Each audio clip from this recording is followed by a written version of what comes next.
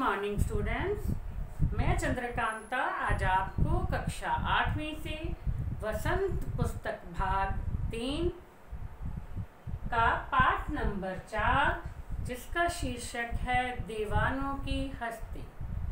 तो उस पाठ के प्रश्न उत्तर मैं आपको समझा रही हूँ।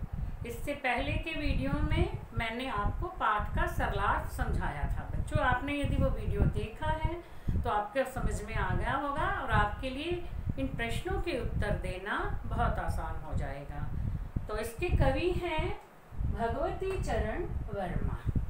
तो सबसे पहले मैंने आपको पहले भी ये सब वीडियो में बताया ही है कि पद्यांश आता है तो उसमें से पहला प्रश्न यही पूछा जाता है कि कवि और कविता का नाम लिखिए। अब कवि और कविता का नाम लिखना है तो इसमें कवि का नाम है भगवती चरण वर्मा और कविता का नाम है दीवानों की हस्ती।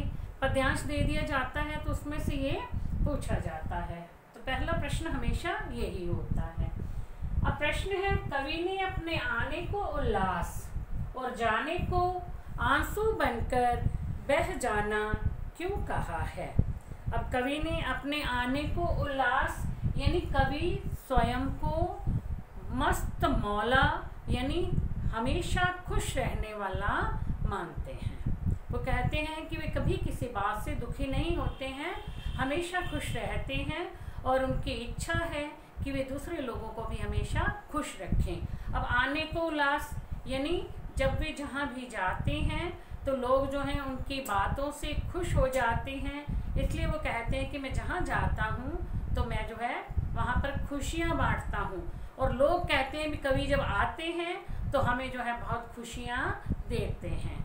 तो अपने अच्छे स्वभाव के कारण जो है हमेशा खुश रहते हैं और दूसरों को खुश रखते हैं। और जाने को आंसू बनकर बह जाना यानी जब वो उसी स्थान पर लोगों के बीच में रहते हैं तो लोग बड़े खुश रहते हैं, हंसते हैं, तब जब वहाँ से वो जाते हैं तब लोग बहुत दुखी हो जाते हैं और दुखी होने के कारण उनकी आंखों से आंसू बहने लगते हैं और इस तरह से वो अपने दुख को प्रकट करते हैं। इसीलिए कहा गया है कि कवि ने अपने आने को उल्लास और जाने को आंसू बनकर बह जाना कहा है। अगला प्रश्न है, कवि में कौन सी ऐसी बात है जो कि आपको बहुत अच्छी लगी है? अब है, हमें कवि का जीवन के प्रति दृष्टिकोण बहुत अच्छा लगा है। अब कवि का मकसद क्या है कि जीवन में हमेशा खुश रहो और दूसरों को खुश रखो। ऐसा ही कवि जो है वो कर रहे हैं। वो कहते हैं कि मैं तो एक मस्त मौला यानी बेफिक्र हमेशा खुश रहने वाला व्यक्ति हूँ और मैं चाहता हूँ कि दूसरे भी जो हैं मुझसे मिलकर के खुशियाँ ही प्राप्त करें, किसी तरह से मेरी बातों से उन्हें दुख ना हो। इस प्रकार से उनका कौन सा स्वभाव अच्छा लगा? उनका जीवन के प्रति जो खुश रहने वाला दृष्टिकोण है वो बहुत अच्छा लगा था। अगला प्रश्न आ जाता है, कविता में कवि के किस स्वभाव का वर्णन किया गया है? कविता में कवि के मस्त मौला, बेफिक्रे, ठीक है, हमेशा खुश रहने वाले इस स्वभाव का वर्णन किया गया है क्योंकि कवि का लक्ष्य ही यही है।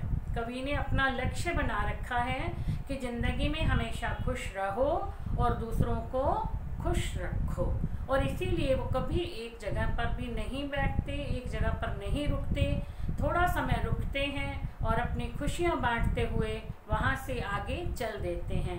आगे क्यों चल देते हैं? वो चाहते हैं कि वो पूरे संसार के लोगों में खुशियाँ बांटें, इसलिए वो एक जगह पर नहीं रुकते हैं। फिर अगला प्रश्न है, कवि किस बात को अपना दोष मानकर हृदय पर भार की तरह लिए हुए है? कवि किस बात को अपना दोष मानता है? क्योंकि कवि का लक्ष्य है, कवि का मकसद है लोगों में खुशियाँ बांटना, ठीक है, लोगों के चेहरों पर मुस्कुराहट देना। और जब ऐसा करने में यानी इस काम को करने में कवि असफल हो जाता है, मतलब जब लोगों में खुशियाँ नहीं बांट सकता, उनके चेहरों पर मुस्कुराहट मुस्कुराहट नहीं दे सकता, तब कवि क्या सोचता है कि ये मेरी ही गलती है, ये मेरा ही दोष है जो मैं ऐसा करने में असफल रहा हूँ। और तब इस बात को वो अपने हृदय पर भार की तरह लेकर के वहाँ से आगे चल देता है कि चलो यहाँ नहीं हुआ, लोग प्रसन्न नहीं हुए हैं, तो आगे तो जाकर के ये काम करूँ। तो किसे माना है भार, यानी जब वो लोगों को खुशियाँ प्रदान करने में असफल हो जाता है तो इसे अपना ही दोष मानता है और अपने इस दोष को भार की तरह अपने हृदय पर लेकर आगे बढ़ जाता है। फिर इसका एक और प्रश्न है, भिखमंगों की दुनिया में बेरोक प्यार लुटाने वाला कवि ऐसा क्यों कहता है कि वह अपने हृदय पर असफलता का एक निशान भार की तरह लेकर जा रहा है? क्या इसमें कवि निराश है या प्रसन्न है? आशय स्पष्ट कीजिए। तो इसका आशय क्या है? कवि कहते हैं कि ये जो संसार के लोग हैं ये केवल लेना जानते हैं, देना नहीं जानते। मतलब ये चाहते हैं कि हमें तो लोग जो हैं बहुत कुछ दे दें, हमेशा खुश रखें, हमें लोग परेशान ना करें, लेकिन हम जो किसी को कुछ ना दें, चाहे सारा दिन हम लोगों को परेशान करते रहें, लोग हमसे प्यार करें और हम उनसे प्यार ना करें। यानी ये दुनिया केवल लेना जानती है, देना नहीं जानती। अब कवि ने क्या किया है, दुनिया के लोगों को बहुत प्यार दिया, ठीक है, उन्हें खुश रखने का बहुत प्रयास किया, लेकिन बदले में उन्हें वह प्यार नहीं मिला जिसकी वे आशा करते थे। मतलब बदले में उन्हें भी लोग प्यार करें, ऐसा नहीं हुआ। मतलब कवि जो है इस बात से निराश हो गए हैं और इसलिए वे समझते हैं कि उन्होंने जो लोगों में खुशियाँ बांटनी शुरू की, लोगों को खुश रखने का प्रयास किया, यदि वे इस पर नहीं भी सफल हुए हैं तो वो असफलता का भार भी अपने ऊपर ही ले लेते हैं। लेकिन इस बात से वो निराश जरूर हो जाते हैं, वो भी आशा करते हैं, क्योंकि हम हर व्यक्ति जो हैं, हम लोग सभी ये आशा करते हैं कि हम जिसके साथ जैसा व्यवहार कर रहे हैं लोग भी हमारे साथ वैसा ही व्यवहार करें। लेकिन ये संसार के लोग हैं, यहाँ पर लोगों में स्वार्थ की भावना इतनी बढ़ गई है कि अपने स्वार्थ के लिए वे कुछ भी कर सकते हैं, अपने स्वार्थ के लिए हर रिश्ते को ख़त्म कर सकते हैं। आज जो है सबसे बड़ा रिश्ता क्या रह गया, किससे रह गया है? सिर्फ पैसे से। जिसके पास पैसा है उसके लिए और किसी रिश्ते की कोई मायना नहीं है।